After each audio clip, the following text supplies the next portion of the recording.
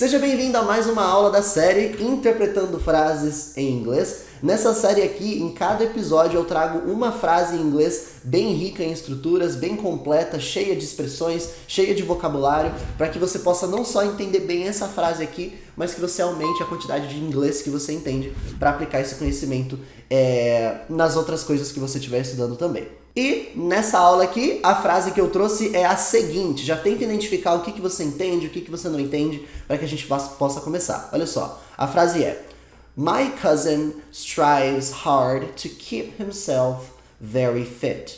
My cousin strives hard to keep himself very fit. Vou ler mais uma vez, uma velocidade um pouco mais rápida, um pouco normal, como se eu estivesse falando essa frase no meu dia a dia. My cousin strives hard to keep himself very fit. Meu primo se esforça muito para se manter bem em forma, se manter saudável, se manter fit, né? A gente até usa isso em português também. Nossa, aquela pessoa é bem fit. Mas vamos ver isso aqui acontecendo. Vamos lá. Essa frase começa com a palavra my cousin, que significa meu primo. E na verdade, cousin pode ser tanto primo como prima. Vale para os dois casos. Como que eu sei que é primo? Por causa de uma coisa que aparece lá na frente na frase, que eu já vou te mostrar. Mas entende que cousin pode ser tanto primo como prima. E a palavra my demonstra posse. E eu posso usar ela com absolutamente qualquer coisa. Eu posso falar, por exemplo, my family seria a minha família. Eu posso falar my job seria o meu trabalho, o meu emprego. Eu posso falar my friends. Olha como eu posso colocar no plural. Os meus amigos, my friends. Não importa se você está falando de uma coisa ou de várias. My job ou my jobs. My friend ou my friends. Não importa se está no plural, se são vários ou se são uma. My sempre fica my. E aí segue. My cousin what? O meu primo o quê?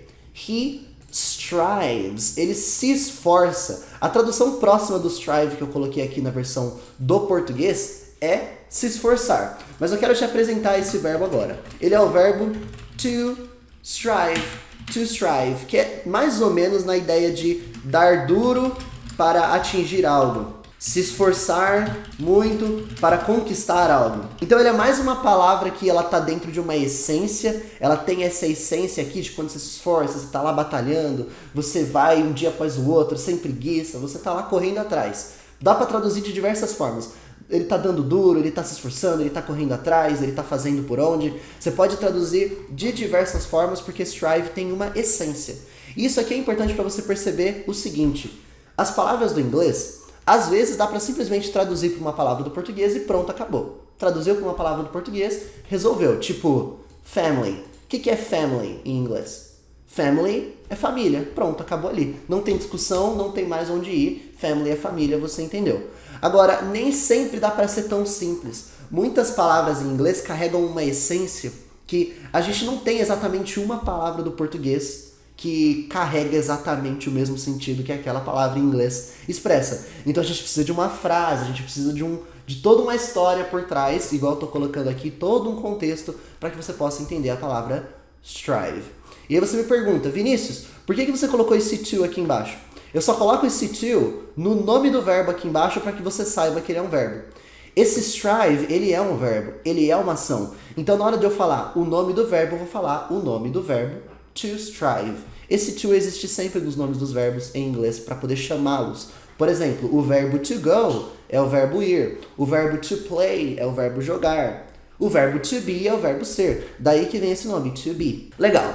My cousin strives. Aconteceu essa conjugação do strives com S aqui no final por causa de conjugação dos verbos em inglês, por causa desse padrão aqui, ó. Se eu me esforço, I strive. Se você se esforça, you strive. Se nós nos esforçamos, we strive. Se ele se esforça, he strives. Se ela se esforça, she strives. Esse S acontece quando eu estou falando dele ou dela. Isso inclui as pessoas he, she e pode ser com it também, caso eu estou falando de um objeto, caso eu estou falando de uma coisa, um algo, né, que não é um ser humano. Esse S acontece, não tem nada a ver com plural, é só conjugação. Da mesma forma que a gente conjuga em português. Eu me esforço, você se esforça, elas se esforçam, nós esforçamos, muda também. Em inglês isso acontece com as pessoas he, she, it. E o my cousin é um he, né? He strives. He strives. Meu primo se esforça. My cousin strives. Ele se esforça hard. Ele se esforça muito. Aqui eu estou traduzindo hard como muito. E talvez você se pergunte, hard não é difícil? Quando eu vou jogar um jogo, tem lá easy ou hard, né? Easy, medium, hard. É fácil, médio ou difícil. Pois é, a palavra hard é usada sim com a tradução de difícil. Ela pode ser usada exatamente da mesma forma que a gente usa a palavra difícil. Mas hard tem outras aplicações interessantíssimas. Uma delas é a ideia de, por exemplo, duro. Quando você, por exemplo, sei lá, você tenta abrir uma fruta, mas a fruta tá dura. Ela tá hard. Ela não tá macia, ela tá dura. O contrário de hard, aqui nesse contexto, seria soft, né? Soft que seria o macio, seria o molenga, enquanto hard é o duro, tenso. Então, essa tradução do duro te faz entender por que quando você faz algo hard é porque é duro, é difícil, é tenso. Consegue imaginar que a essência se mantém? Eu posso falar, por exemplo, I study hard. Significa eu estudo forte, duro, com força, me esforçando muito, colocando energia. Significa que eu faço aquilo com empenho. Sabe quando a pessoa fala, ele trabalha duro? O cara trabalha muito duro, é a mesma coisa. Olha só que interessante. I work hard significa eu trabalho duro. Que é a mesma coisa de falar, eu trabalho muito, eu trabalho me esforçando, eu trabalho com empenho. I work hard. Então, se ele strives hard, significa que ele se esforça duro, ele se esforça muito. Não precisaria necessariamente ter esse hard. Eu poderia parar a frase aqui, ó. My cousin strives, e aí eu continuo a frase. Mas my cousin strives hard sobe o nível do quanto que ele se esforça, tá bom? Pra quê? Vamos colocar aqui o nosso objetivo. Vai falar o objetivo? Pra que você faz algo? Eu estudo inglês para falar inglês. I study English to speak English. Eu trabalho duro para ganhar dinheiro. I work hard to make money, to earn money. Eu acordo cedo para malhar. I wake up early to work out. Então é o objetivo. Você faz algo para ter um resultado. Para quê? To keep himself. Keep himself. Manter-se. Manter-se. E eu vou incluir o se nessa tradução para que agora a gente possa falar sobre a palavra himself. Porque o keep é bem simples de entender. Keep é manter. Keep calm, mantenha-se calmo. Keep calm, mantenha calmo, certo? Então keep é manter. O himself é sobre quem eu quero falar agora. Eu quero que você preste atenção no seguinte, olha só. I will hurt you. Significa eu vou machucar você. Hurt é o verbo to hurt, significa machucar. Se eu falo I will hurt you, significa eu vou machucar você. Eu vou te ferir. E se por algum motivo eu falo, eu não vou mexer com essa faca não, porque eu vou me machucar. Eu vou machucar a mim mesmo. Quem que vai fazer a ação? Eu que vou fazer. Quem que vai receber? Eu também. Eu vou fazer comigo mesmo. Como é que eu posso falar em inglês essa ideia de eu vou me machucar? I will hurt me. Você pensou, será isso? Eu vou me machucar? I will hurt me. E assim, se você fala dessa forma, você vai ser entendido. Você vai ser entendido sim. Mas existe um grupo de palavras em inglês que é usado só para esse tipo de caso, que é quando você faz algo e a mesma pessoa que fez é a mesma pessoa que está recebendo, que está sofrendo aquela ação. Que são as palavras com esse self. Myself, yourself, himself, herself, tem para todas as pessoas, eu já vou te mostrar. E é ela que tem que ser usada aqui, ó. I will hurt myself. Eu vou me machucar. Pode associar essa tradução do myself como do me. Tem bastante gente que gosta de traduzir myself como eu mesmo, a mim mesmo. Mas essa é uma tradução possível para o myself. Tradução possível, tá certo. Eu vou machucar a mim mesmo, tá tudo bem. Só que eu quero que você entenda a essência dele. Esse myself é usado quando a pessoa que tá fazendo, que sou eu, é a mesma pessoa que tá recebendo, sou eu também. Se eu quero falar pra você, cara, você vai se machucar, você vai machucar a si mesmo. You will hurt yourself. Você vai se machucar. Olha o yourself aqui. É a pessoa com o self, que é o do você, né? You, yourself. I, myself. E tem para todas as pessoas. Eu não vou colocar todas aqui, porque a minha missão não é que você decore todas. A gente está falando especificamente sobre o himself que está aparecendo aqui. Vou chegar lá. Eu quero que você entenda que para eu é myself. Você, yourself. Para ele, he will hurt. Ele vai machucar himself. Ele vai machucar a si mesmo, né? Ele vai machucar ele mesmo. Outra forma de traduzir é ele vai se machucar. Quando a gente fala ele vai se machucar, é porque a gente está falando que é ele que vai fazer consigo mesmo. Então, o himself é a pessoa usada quando ele faz algo que afeta ele mesmo. Por exemplo, ele se pintou. He painted himself. Ele, sei lá, se desenhou. He drew himself. Ele se desenhou. Ele se manteve. He kept himself. Se tivesse no passado, claro. Ele vai manter quem? Ele vai manter eu em forma? Keep me. Ele vai manter você em forma? Keep you. Não. Ele vai manter ele mesmo em forma. Manter-se. Manter-se. Keep himself. Porque é ele que faz a ação de manter e quem recebe é ele mesmo também. Keep himself. Ele vai se manter. Se eu estou me mantendo, I keep myself.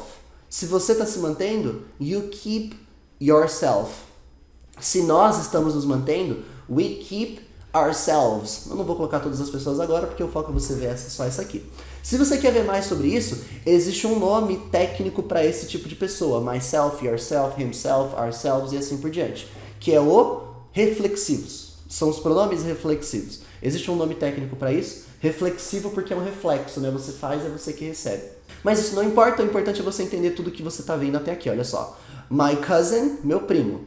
My cousin strives hard. Meu primo se esforça muito, ele se esforça duro.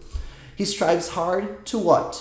To keep himself, para manter a si mesmo, manter-se, e aí o finalzinho. Very fit. Bem em forma. Eu vou pintar o nosso amigo em forma aqui, ó, de verde claro. Mas essa palavra fit é interessantíssima. A gente usa no português, né? Ah, nossa, seu primo é fit, né? Nossa, ele é muito fit. Significa que a pessoa que malha, a pessoa que é saudável, a pessoa que está em forma, que é forte, a gente fala que essa pessoa é fit. E veio justamente da palavra fit em inglês. Só cuidado com a pronúncia. Não é fit em inglês. Se você fala fit, você está falando a palavra feet, que é pés. A pronúncia disso aqui é fit. Fit, que é saudável, em forma. Olha a pronúncia. Feet, fit. Feet, fit. Feet, fit. Parece até que a palavra com E é pronunciada com som de I e a palavra com I é pronunciada com som de E, né? Parece não, é isso mesmo. E aí vem uma coisa interessante. Não é que a palavra com I é pronunciada com som de E e a palavra com E é pronunciada com som de I. É que isso é só do seu ponto de vista de português brasileiro. Do seu ponto de vista de falante de português, nossa, é ao contrário, né? Isso aqui é feet e isso é fit. Na cabeça do americano, é a gente que troca. É a gente que fala o som invertido nas palavras do E com I. Isso é porque eles usam o mesmo alfabeto que a gente, só que com outros sons. E essa sacada de você ver a pronúncia da palavra fit, que é saudável, em forma, eu quero que você aplique ela para outras palavras que são parecidas com ela. Por exemplo, hit significa bater, acertar.